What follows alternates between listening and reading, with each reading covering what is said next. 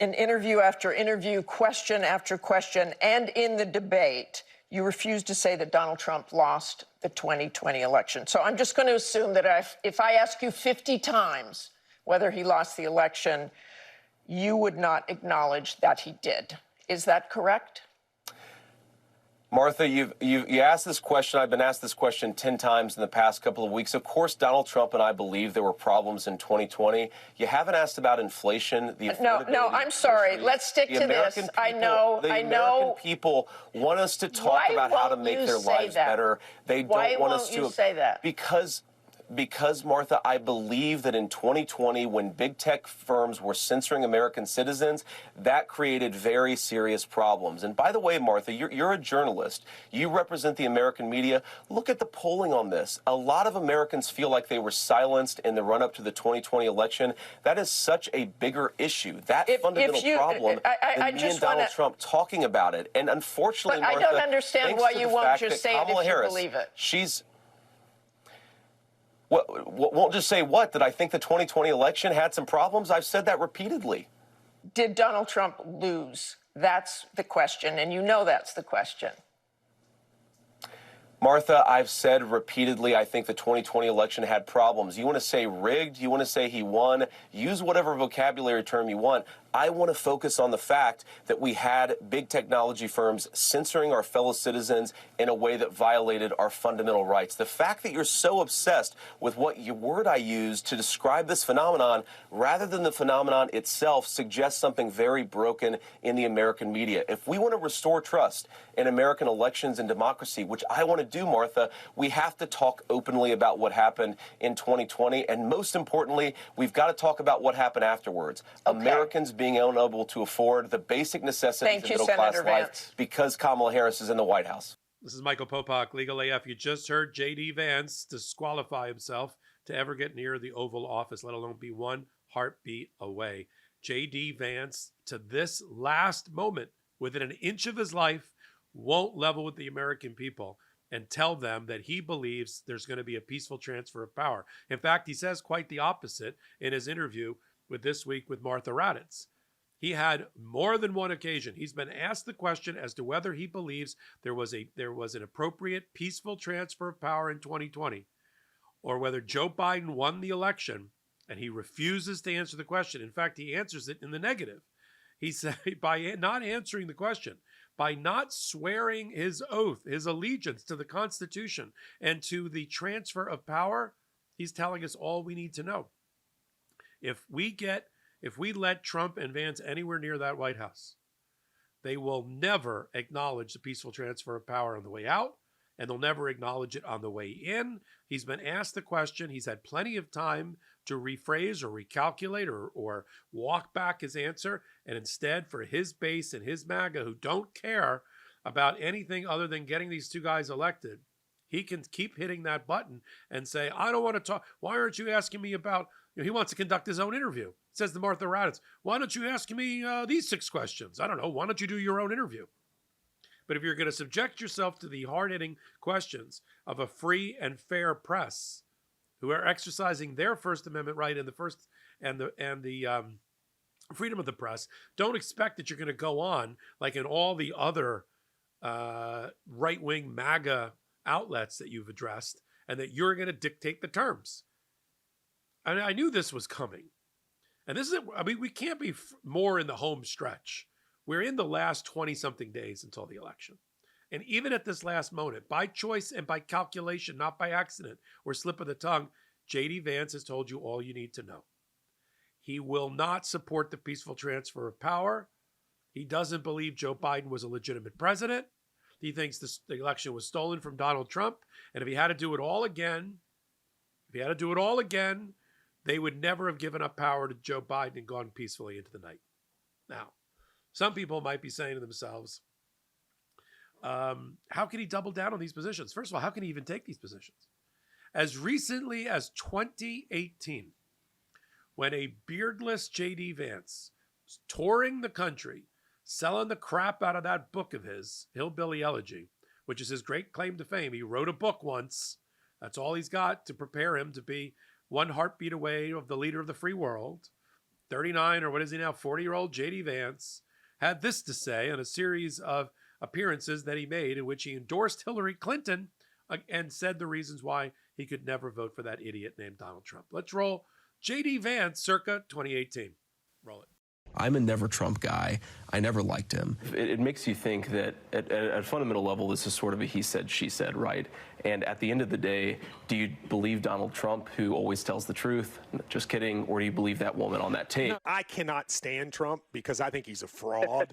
Well, I think he's a total fraud that is exploiting these people, who is a total fraud. Like you said, I agree with you on Trump because I don't think that he's the person. I don't think he actually cares about folks. Definitely, there is definitely an element of Donald Trump support that has its basis in racism or xenophobia. I think there's a chance, if I feel like Trump has a really good chance of winning, that I might have to hold my nose and vote for Hillary Clinton. I think that I'm going to vote third party because I can't stomach Trump. I think that he's noxious and is leading the white working class to a very dark place.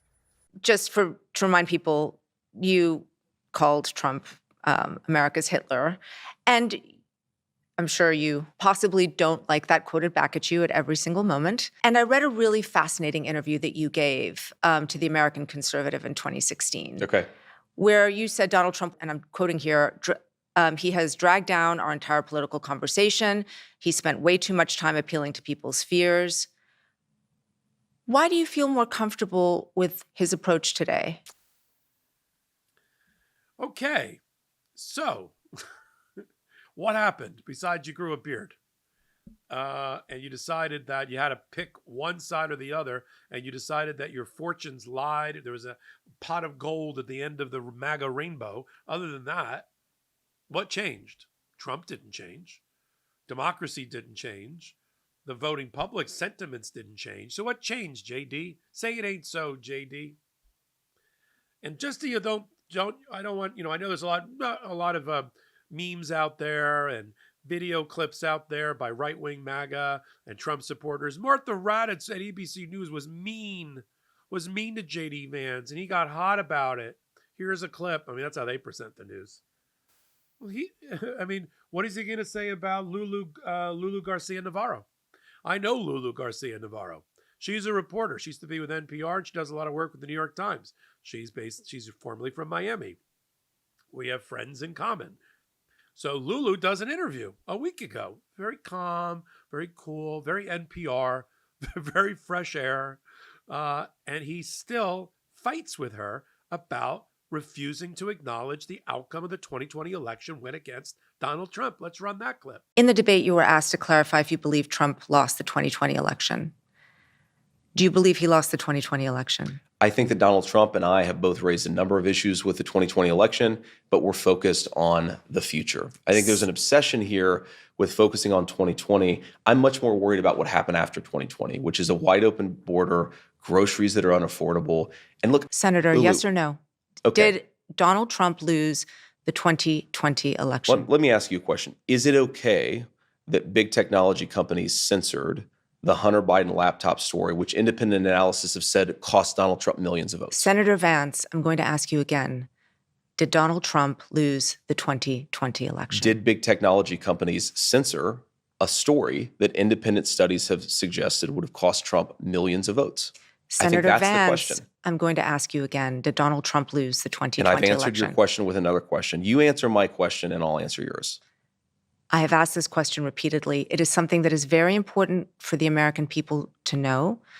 There is no proof, legal or otherwise, that Donald Trump did not lose the 2020 election. You're repeating a slogan rather than engaging with what I'm saying, which is that when our own technology firms engage in industrial scale censorship, by the way, backed up by the federal government, in a way that independent studies suggest affect the votes, I'm worried about Americans who feel like there were problems in 2020. I'm not worried about this slogan that people throw. Well, every court case went this way. I'm talking about something very discrete, a problem of censorship in this country that I do think affected things in 2020, and more importantly, that led to Kamala Harris's governance, which has screwed this country up in a big way. Senator, would you have certified the election in 2020? Yes or no? I've said that I would have voted against certification because of the concern that I just raised. I think that when you have technology companies, The answer is no. when you have technology companies censoring Americans at a mass scale in a way that, again, independent studies have suggested affect the vote, I think that it's right to protest against that, to criticize that, and that's a totally reasonable thing. So the answer is no. And the last question, will you support the election results this time and commit to a peaceful transfer of power? Well, first of all, of course, we commit to a peaceful transfer of power. We are going to have a peaceful transfer of power. I, of course, believe that peaceful transfer of power is going to make Donald Trump the next president of the United States. But if there are problems, of course, in the same way that Democrats protested in 2004 and Donald Trump raised issues in 2020, we're going to make sure that this election counts, that every legal ballot is counted. We've filed almost 100 lawsuits at the RNC to try to ensure that every legal ballot has counted. I think you would maybe criticize that. We see that as an important effort to ensure election integrity, but certainly we're going to respect the results in 2024, and I feel very confident they're going to make Donald Trump the next president. Now, the reason I wanted to put Lulu's interview alongside Martha Raddatz is I don't want people focused, as MAGA is right now in the news cycle, on Martha was mean. She's so liberal. The Democrats are always in control of all the media. They're so liberal. But I wanted you to see that even in the confines of a wood-paneled, a room that probably smelled like cinnamon sticks and apple pie and an NPR platform-like interview, he still says the same effing thing.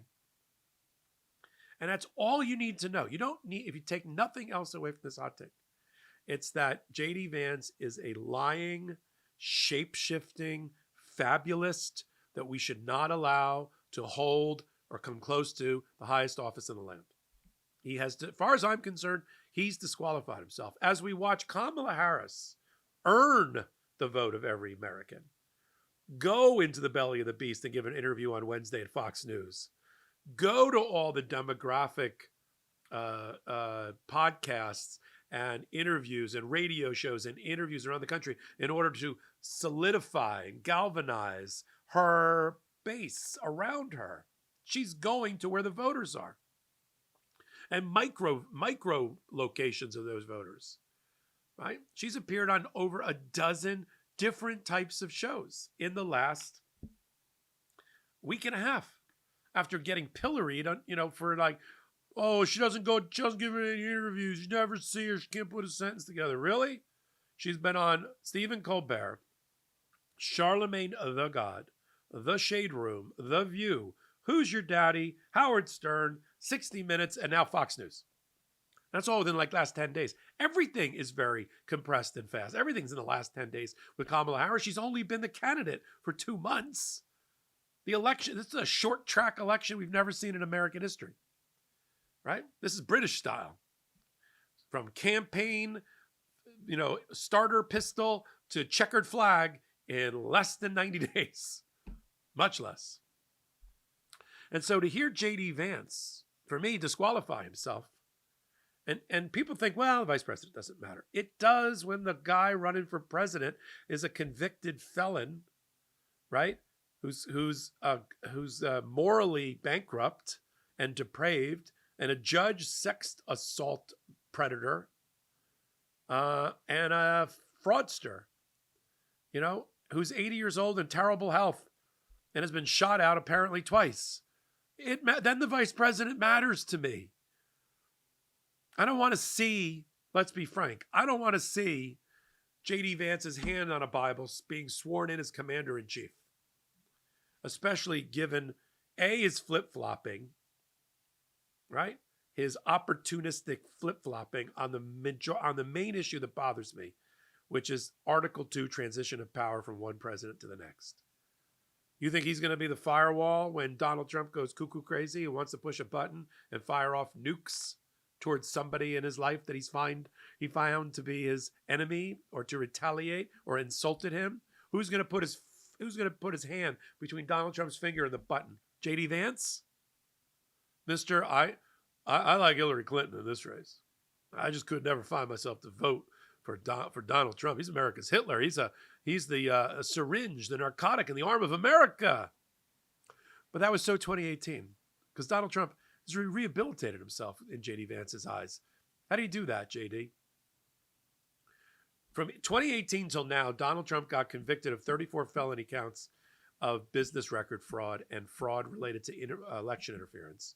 His company got convicted of another 17 counts of tax evasion during the same time. His company was found to have persistently operated a fraudulent company in New York and now owes the people of the state of New York over $500 million. He has to pay over $100 million to E. Jean Carroll for sexual assault, which is borderline rape in New York. Dozens and dozens of women have come out with compelling and authentic narratives about them attacking him. This is since 2018. Since 2018. He's been indicted 5 times, including Georgia, D.C. election interference twice, Mar-a-Lago twice. Okay? He's an unindicted co-conspirator in several attorney general prosecutions around the country. He didn't get exonerated by the Supreme Court. They didn't say he didn't commit the crimes. They just said he had immunity for a lot of the crimes he committed. Right? And that's since 2018. He's taken away a woman's right to choose abortion. He's reduced immigrants to second-class citizens and third-class citizens in this country along with women. And that's in the last 6 years. But to J.D. Vance, he's a changed man. And I'm ready to vote for Donald J. Trump and be his number 2.